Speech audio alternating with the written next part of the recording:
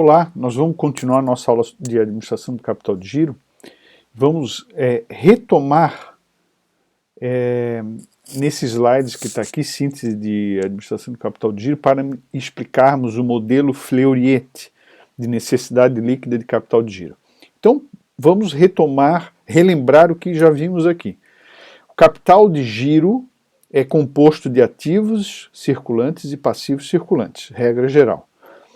Eles são assim chamados porque eles têm íntima relação com o ciclo operacional. Então, o dinheiro circula nas contas de ativo e passivo circulantes em função da atividade operacional.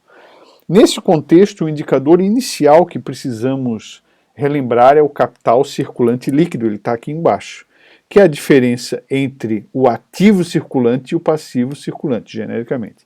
Esse capital circulante líquido também é conhecido como capital de giro líquido ou capital de giro próprio, são sinônimos.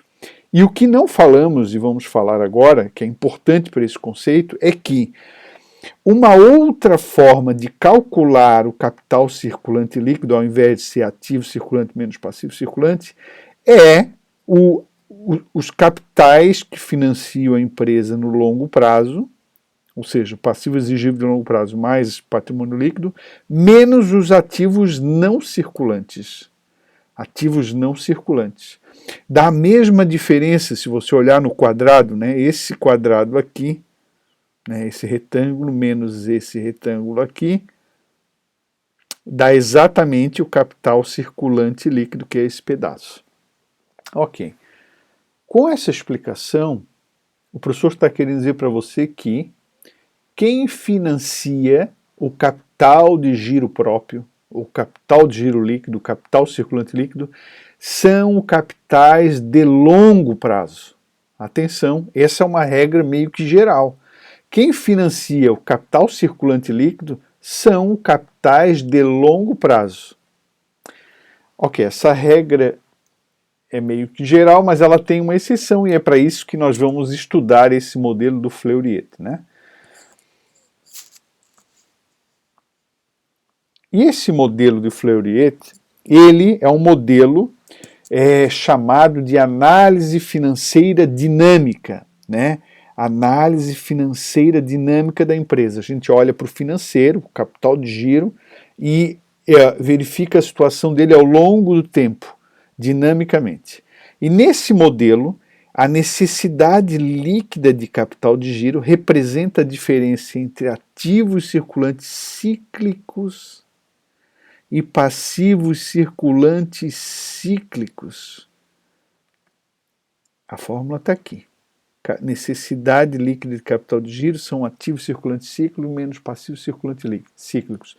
Ou seja, as contas erráticas não entram aqui. O que são contas erráticas? São aquelas que não são as cíclicas.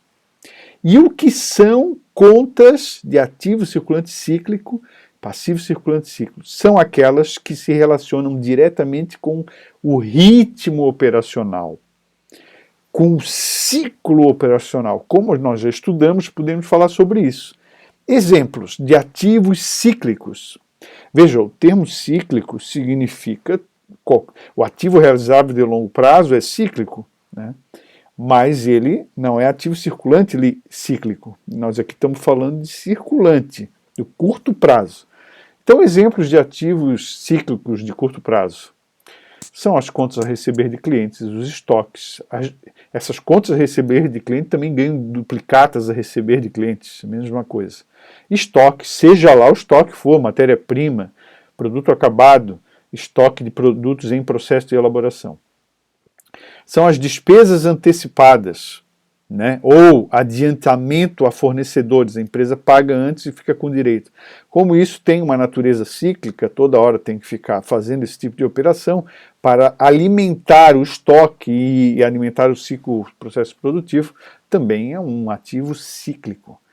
PDD, para quem não lembra, é provisão de devedores duvidosos. Ele também ganha o nome de provisão de crédito de liquidação duvidosa. Na verdade, é um ativo com valor negativo, que deduz das contas a receber, para que a gente tenha o crédito de clientes mais acertado, mais confiável o número. Porque é natural que a empresa tenha lá uma conta a receber de clientes e uma parte daquilo não se liquide, né? Não vire receita, entrada de dinheiro para a empresa, né? E o que são exemplos passivos cíclicos? São aquelas contas a pagar de fornecedores, também chamadas de duplicados a pagar para fornecedores. São as obrigações tributárias relacionadas ao faturamento, ICMS, PIS, COFINS sobre venda, IPI, ISS sobre venda. E são as obrigações trabalhistas, cota patronal previdenciária, cota pessoal previdenciária, a recolher ou a pagar. São os salários a pagar e adiantamento de clientes. Também, assim como tem adiantamento de fornecedores, lá do lado ativo, que é um direito que a empresa tem sobre o fornecedor, tem adiantamento de clientes quando o cliente antecipa para a empresa. Também é uma conta cíclica, no caso aqui passivo. Atenção, uma observação. A obrigação tributária do imposto de renda, ela não é considerada cíclica. Por quê? Porque ela não está relacionada ao faturamento, mas o lucro é o resultado anual, que pode ocorrer ou não, porque a empresa pode até não ter lucro, não, ela pode ter prejuízo. Então o imposto de renda a pagar não é cíclico, essa é chamada de conta errática, né? Embora não tenha a lista das contas erráticas, mas lá no livro do Padovese, que é a base onde eu extraí esse conteúdo, você tem um exemplo do balanço patrimonial do modelo Fleuret, né? E ali você tem separado aqui o que são contas erráticas, ó. Caixa e bancos, aplicações financeiras, impostos a recuperar sobre o lucro. Se é sobre o faturamento, é cíclica. Aqui não aparece, né? Aqui, impostos a recolher sobre mercadoria, sobre venda, que no caso é o ICMS. Isso aí é cíclico, conta cíclica, ó. No caso, passivo circulante cíclico. Ativo circulante cíclico, o que são? Contas a receber de clientes, provisão de devedores duvidosos, estoques, adiantamento a fornecedores. Despesas do exercício seguinte é parecido, é praticamente a mesma coisa, tá? Ou seja, somando tudo isto aqui, você tem 5.308.000. E no caso de passivos circulantes cíclicos, que é fornecedores, salários a pagar, contas e encargos, né? Contas a pagar, impostos a recolher e adiantamento de clientes, ou seja, somando tudo isso aqui, você tem 1.545.007. A diferença entre os ativos circulantes cíclicos menos os passivos circulantes cíclicos dá o resultado do modelo Fleuret, que é a necessidade líquida de capital de giro. Veja, pessoal, não entrou na soma realizável de longo prazo. Outros não circulantes não entra, né? E também se excluiu as contas erráticas. Vamos olhar aqui as contas erráticas. Caixa e bancos, aplicações financeiras e impostos a recuperar de lucros. Contas erráticas do passivo, títulos descontados, impostos a recolher, empréstimos, dividendos. Vejam, essas contas todas erráticas, elas não têm íntima relação com a atividade operacional. É assim que se diferencia, né?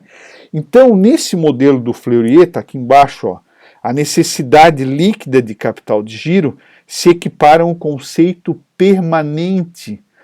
Ou seja, os elementos de giro são necessários e imprescindíveis para manter um nível de atividade da empresa.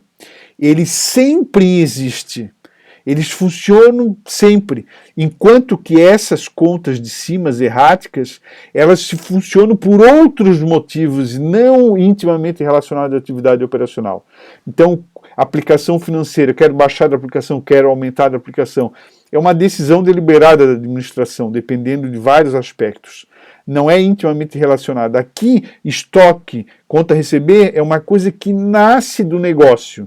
A empresa praticamente nem tem como não ter estoque ou ter pouco estoque. É difícil, é um gerenciamento mais difícil.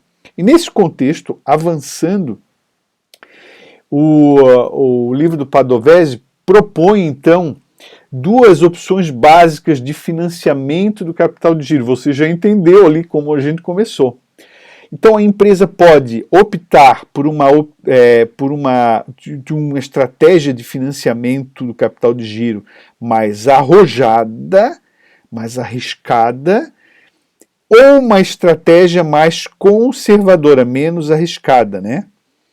Isso daqui, obviamente, são duas estratégias dicotômicas, cartesianas, ou aqui ou acolá. Na prática, você pode adotar modelos mistos e situações que flutuam entre uma e outra, mas é importante compreender uma e outra.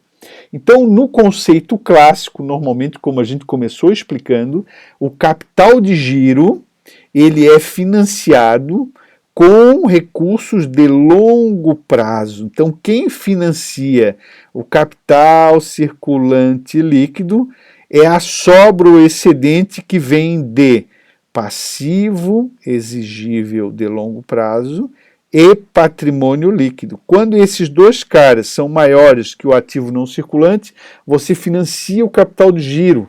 A sobra é financiada com recursos de longo prazo. Isso significa, sim, que a oscilação ao longo do tempo das contas cíclicas são financiadas com recursos de longo prazo. Por isso, quando você tem menos necessidade de capital de giro, você tem excedente de caixa, que sobra lá no caixa, e você realiza, então, aplicação financeira. E quando você tem aumentos, você desaplica, baixa a aplicação e joga no fluxo para suportar o capital necessário ao giro. Pensou? Estoque, contas a receber, dinheiro empatado nessas contas. É claro que tem um lado passivo circulante, mas aquilo tudo é uma decorrência do ciclo operacional, como nós explicamos. O mais relevante, significativo, normalmente nas empresas, é o ativo de giro. É aquele dinheiro que é necessário às operações. Mas veja que a empresa pode optar por ter menos capital de longo prazo. Quando ela tem menos capital de longo prazo, ela vai trabalhar com... vamos voltar aqui para você entender.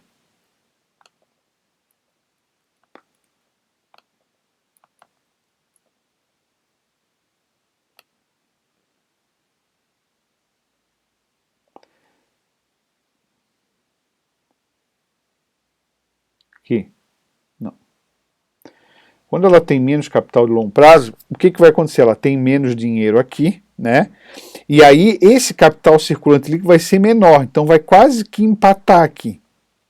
Então a empresa vai adotar uma estratégia de financiamento mais arrojada, mais arriscada, né?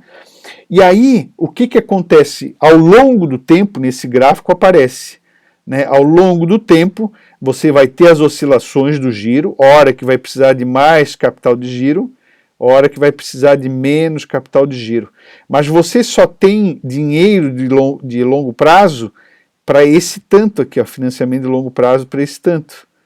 Então, o que passa de necessidade de capital de giro, você vai ter que buscar com recursos de curto prazo. Está escrito aqui curto prazo, embora muito pequeno, né? Então, essa é a opção arrojada.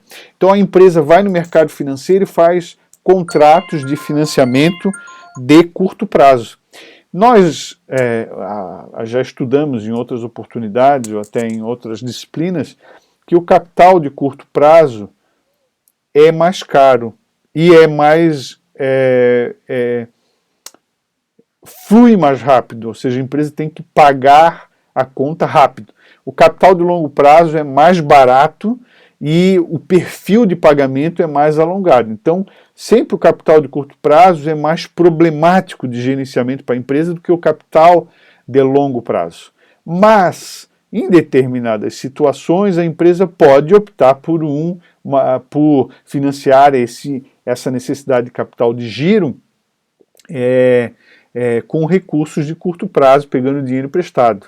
É pior normalmente, né? Mas a verdade é que financiar capital de giro com recursos de longo prazo também é empatar recursos que poderiam estar gerando mais rentabilidade para a empresa, que a gente já estudou, que a empresa não tem rentabilidade quando investe em capital de giro, ela tem rentabilidade quando investe em máquinas, equipamentos, imóveis, pontos comerciais, processo produtivo ali, né, no longo prazo, né? Então, essa é uma regra meio geral. Só que essa decisão entre uma opção ou outra, ou uma composição entre elas, é uma decisão que vai ser tomada em função da realidade da empresa. Se a empresa é muito lucrativa ou não, se a empresa tem capital de curto prazo barato à disposição ou não, né? O que seria um capital barato? Bancos ou fornecedores, às vezes, financiam para a empresa mais vezes, né? Às vezes até o governo permite que a empresa parcele os tributos e tal. Então são decisões que precisam ser tomadas considerando aspectos financeiros, o valor do dinheiro no tempo, juros embutidos nas operações, para tomar essa decisão. Tá? Então, com essa explicação, a gente termina esse assunto que é o modelo de necessidade líquida de capital de giro do Fleurier, e na lista de exercício tem um exercício específico sobre isso, o exercício 14, ele pergunta, com base nesse balanço, nessa DRE, né, qual é a necessidade líquida de capital de giro por esse modelo aí do Fleurier, né? Então, aqui a gente vence esse assunto e logo mais vamos falar sobre administração de contas a receber e administração de contas a pagar.